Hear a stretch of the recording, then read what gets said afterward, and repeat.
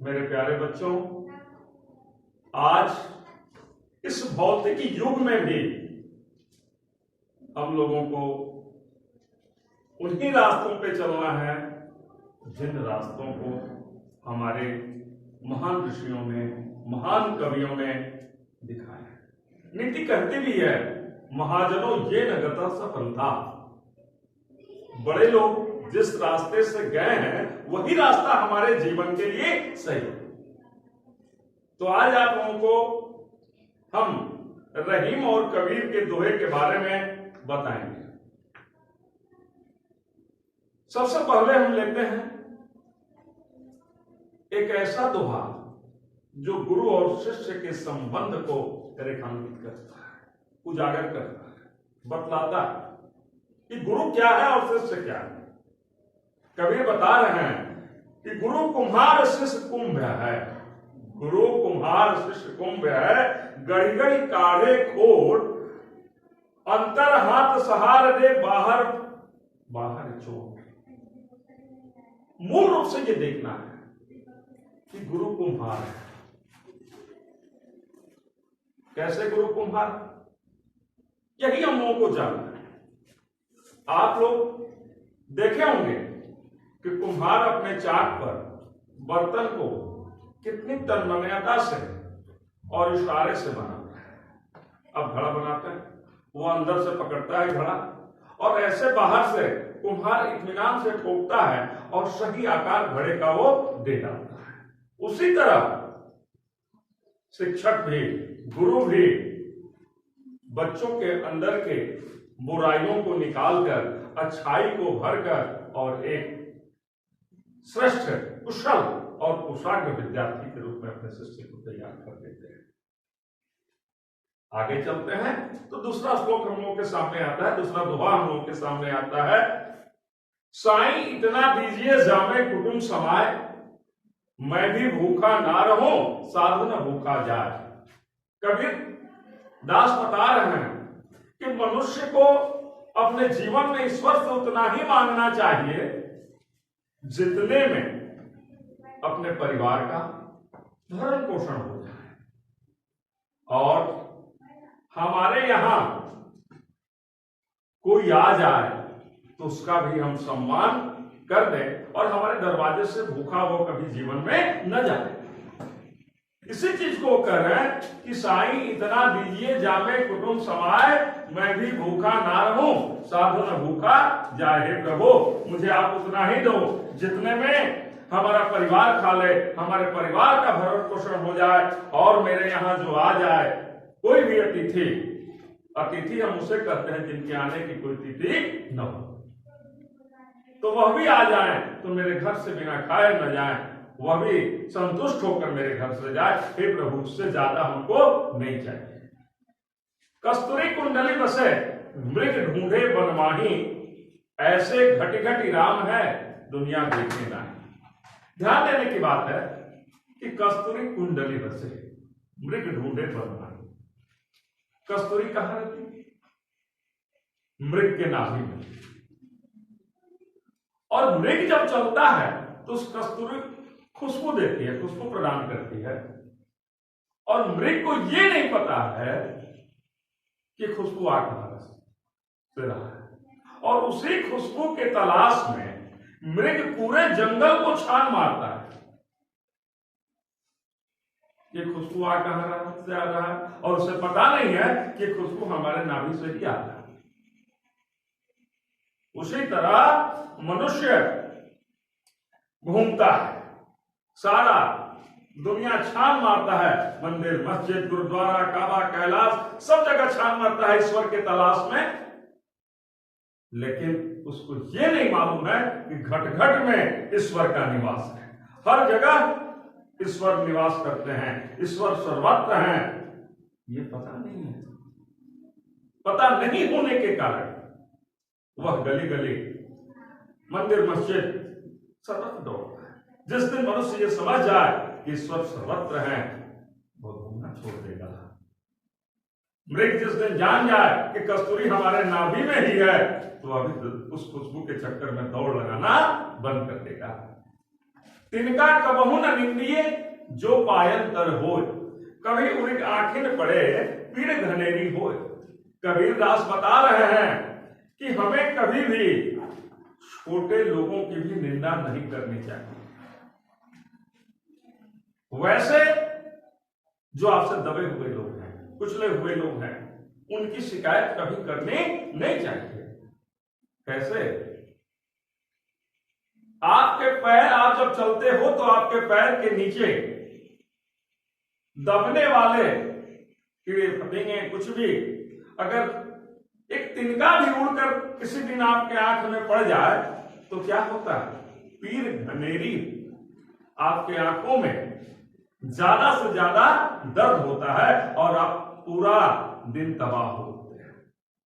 इसलिए मनुष्य को चाहिए कि कभी भी दूसरे को अपने से छोटा न समझे, क्योंकि आप सुई और तलवार में फर्क आप लोगों को याद होगा।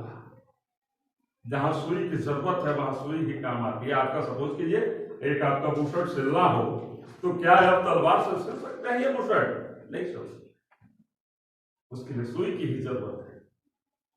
तो जहां तलवार की जरूरत है वहां तलवार काम आता है, और जहां सुई की जरूरत है वहां सुई काम आता है। कहने का मुख्य अर्थ यह है कि मनुष्य के जीवन में सबकी जरूरत समान रूप से है। इसलिए कभी भी किसी की शिकायत नहीं करना चाहिए। कबीरदास यही बता रहे हैं कि तिनका कबहू न निंदिए जो पायल तर होय, जो आपके पांव के नीचे हो उसकी भी शिकायत आपको नहीं करना चाहिए, क्योंकि कभी उड़ी आंखें न पड़े, कभी वही उड़ के आपके आंख में पड़ जाए तो पीर घनेरी हो, तो आपको बहुत ज्यादा दर्द देते हैं।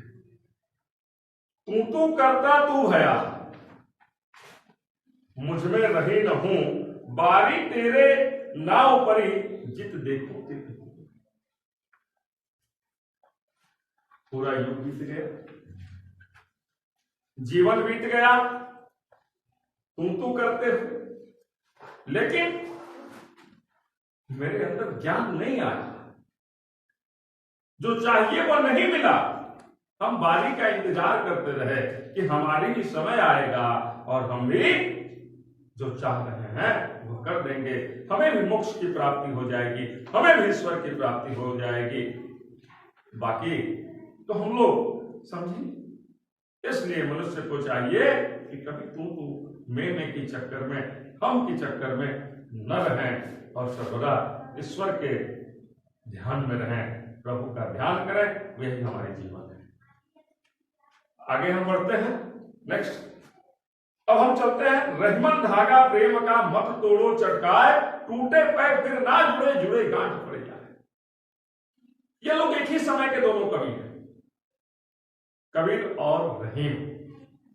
रहीम कह रहे हैं कि रहीमन धागा प्रेम का मत तोड़ो चटकाए।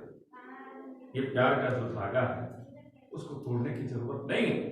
अगर एक बार टूट जाए तो फिर जुटेगा नहीं, और जोड़ा जाए तो भी क्या होता है? गांठ पड़ जाता है। इसलिए मनुष्य को कभी भी किसी से रिश्ता, प्रेम तोड़ना नहीं चाहिए, क्योंकि तोड़ने के बाद वह दिल फिर से नहीं लगता है जो लगना चाहिए पहले की तरह। जुड़ तो जाता है लेकिन वहां एक गांठ पड़ जाता है, अर्थात हम वो पहले वाला प्रेम हमारे अंदर नहीं रह जाएगा जो दोबारा से प्रेम लगता है, क्योंकि दोबारा प्रेम नहीं लगता है, निभाया जाता है किसी तरह से। इसलिए मानव जीवन में हमें संपर्क, प्रतिष्ठा, सम्मान, प्यार भली भांति निभाते हुए रहना चाहिए। रहीमन पानी राखिए बिन पानी सब सून, पानी गए न उबरे मोती मानस चून। पानी के कई अर्थ होते हैं हमारे जीवन में, पानी के कई अर्थ होते हैं। यहां पानी का मतलब इज्जत है। अगर मानव की इज्जत हमारा चला जाए तो जीना बेकार। इसलिए इज्जत को संभाल कर रखना चाहिए। ये इज्जत बाजार में नहीं बिकती है कि जब हम चाहेंगे खरीद लेंगे।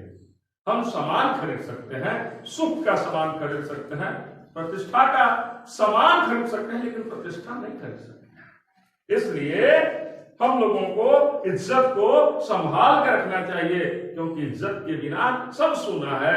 इसीलिए कहा है रहीमदास जी ने कि पानी गए न उबरे मोती मानो जो। पानी में ही मनुष्य मोती को चुनता है, पानी सूख जाने के बाद वह नहीं चुनता है। इसलिए अपने जीवन में हम लोगों को देखना है कि क्या हमारा जीवन कहीं रहीम संपत्ति संगे बनत बहुत बहुरीत विपत्ति कसौटी जे कसे सोई सांचे में। आपके जीवन में जब आपके पास धन आता है, हम धनवान हो जाते हैं, तो बहुत सारे लोग हमारे मित्र बन जाते हैं। तो हमारे मित्र नहीं बनते, वह हमारे संपत्ति के मित्र बनते हैं, क्योंकि उन्हें हम प्यारे नहीं, उन्हें हमारी संपत्ति प्यारी। इसलिए मित्रता की सही पहचान तो दुख के समय होता है। जो हमारे दुख के समय हमारा साथ दे वही हमारा ओरिजिनल मित्र होता है। चक्रवत परिवर्तन ते दुखानी च सुखानी च। और दुख और सुख तो लगे करते हैं, दुख के बाद सुख, सुख के बाद दुख, ये आते रहेंगे। लेकिन जो दुख में हमारा साथ दे दे वही हमारा सच्चा मित्र है। रहीमन देखी बड़े को लघु न बीजे डारे, जहां काम आवे सुई कहां करे तरवारी। हमने अभी आपको बताया कि कभी भी अपने से छोटे को तुच्छ नहीं समझना चाहिए, कभी भी अपने से छोटे को डांटना नहीं चाहिए, वो बेकार होता है, आपकी प्रतिष्ठा जाती है। इसलिए संयम जीवन की बहुमूल्य आवश्यकता है। संयमित जीवन हर जगह सम्मान पाता है। जैसे अब दर्जी को कपड़ा सीना है तो क्या तलवार अपने सिलाई मशीन में डालेगा? नहीं डालेगा। तो कवि कह रहे हैं कि जहां काम आवे सुई कहां करे तरवारी। अंतिम श्लोक हम लोग लेते हैं कि माया मोई न मन मुआ मरी मरी गया शरीर, आशा तृष्णा ना मोई यो कही गया कबीर। ये मानव का शरीर है। माया मुई न मन हुआ, न माया मुई न मन हुआ। माया महाठगनी है, इससे कोई बचा नहीं है, ये सबको घेरी रहती है। माया मुई न मन मुआ, न मन मना, क्योंकि मन है तभी माया। हम मनोज हैं नहीं, जो मन को जीत ले वो मनोज, और मन को संसार में एक ही लोगों ने जीता हुआ थे हनुमान। जिन्होंने मन को जीत लिया इसलिए उनको मनोज कहा गया। तो माया मुई न मन मुआ मरी मरी गया शरीर, शरीर मरता है, आत्मा नहीं मरती है। इस शरीर का क्या है? गीता में श्री कृष्ण ने भी कहा, नैनम छिन्दन्ति शस्त्राणि नैनम दहति पावका न चैनम क्लिन्दयन्तापो न शोषयति मारुतः। इस शरीर को नाशवान शरीर, आत्मा को न कोई शस्त्र काट सकता है। नैनम छिन्दन्ति शस्त्राणि न नैनम दहति पावका, आग इसे जला नहीं सकती है, हवा उड़ा नहीं सकता है, पानी इसे बहा नहीं सकती है। इस आत्मा ऐसी है। इसलिए मनुष्य का शरीर नाशवान है, आत्मा अविनाशी है, आत्मा अजर अमर है, इसका नाश नहीं होगा। माया मुई न मन मुआ मरी मरी गया शरीर, आशा तृष्णा ना मुई। मनुष्य के अंदर की जो इच्छा है, अभिलाषा है, वो नहीं मरी। क्यों कह गया कबीर? ये कबीर जी ऐसे कहकर समझाकर हमारे जीवन में गए हैं। आत्मा क्या? बार बार आत्मा के बारे में ऐसा ये कवि बताते हैं। श्रीमद् भगवद गीता में कृष्ण जी ने भी हमको बताया, समझाया कि वासांश जीर्णानि यथा विहाय नवानि गृह्णाति नरोपराणि तथा शरीराणि विहाय जीर्णान्यानि संज्ञाति नवानि देहि। जिस तरह हम कपड़ा सिलवाते हैं और जब कपड़ा छोटा पड़ने लगता है या फट जाता है तो हम उस कपड़े को छोड़कर पुनः नए कपड़े को धारण कर लेते हैं और अपने शरीर को सुसज्जित कर लेते हैं। उसी तरह आत्मा भी अपने इस पुराने शरीर को, जब मनुष्य बूढ़ा हो जाता है, शरीर उसका बूढ़ा हो जाता है, तो जेड फिट शरीर को छोड़कर पुनः नए शरीर को धारण कर लेती है, ठीक उसी कपड़े की तरह। तो आज इतना ही, फिर अगले वीडियो में आपसे मिलते हैं। बहुत बहुत धन्यवाद।